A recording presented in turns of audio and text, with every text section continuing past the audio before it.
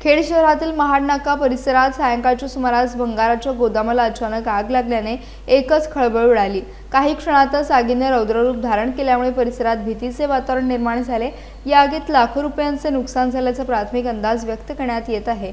आगीची तीव्रता वाढत असल्याने गोदामालगत असलेल्या घरांना आणि व्यावसायिक आस्थापनांना देखील धोका निर्माण झाला होता। धुराचे मोठे लोट परिसरात पसरल्याने नागरिकांमध्ये घबराट निर्माण झाली। घटनेची माहिती मिळताच अग्निशमन दलाचे जवान तातडीने घटनास्थळी दाखल झाले। आग नियंत्रणात आणण्यासाठी युद्धपातळीवर प्रयत्न सुरू करण्यात आले। यावेळी खेडचे माजी नगराध्यक्ष वैभव खेडेकर यांच्यासह नगरसेवक आणि स्थानिक नागरिकांनीही मदत कार्यात सहभाग घेतला। अग्निशमन दलाच्या जवानांनी शर्थीचे प्रयत्न करत आगीवर नियंत्रण मिळवण्याचा प्रयत्न केला।